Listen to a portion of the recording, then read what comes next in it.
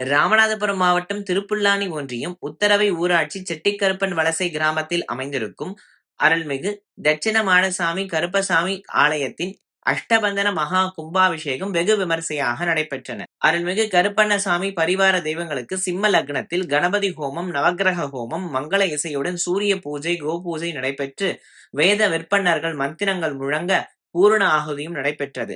அதன் பின்னர் புனித நீர் அடங்கிய கடங்களை வேத விற்பன்னர்கள் தலையில் சுமந்து ஆலயத்தை 3 முறை வலம் வந்த பிறகு கும்பத்தில் இருந்த புனித நீரை ஊற்றி மகா கும்பாபிஷேகத்தினை செய்தனர்.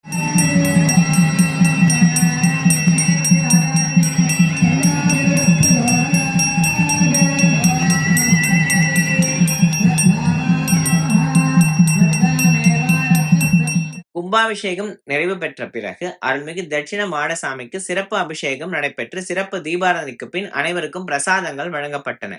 ஆன்மீக சொற்பொழிவு நடைபெற்ற பின்னர் அன்னதானமும் நடைபெற்றது. கிராம பொதுமக்கள், குலதெய்வ குடிமக்கள் ஏராளமானோர் கலந்து கொண்டனர். சிறப்பு விருந்தினராக ராமநாதபுரம் மாவட்டம் வெள்ளாளர் முன்னேற்ற கழக தலைவர் அஜித்குமார், நகர தலைவர் சுந்தரராஜன், திருவள்ளூர் சரவணன், இளைஞரணி ஆகாஷ், கீழக்கரை நகர தலைவர் செல்வ விநாயகம், ஆலய பூஜாரி முத்துராமலிங்கம், பொறுப்பாளர் நாகராஜன் மற்றும் செட்டிக்கருப்பன் வலசை வெள்ளாளர் முன்னேற்ற சங்கம் ஆகியோர் கலந்து கொண்டனர்.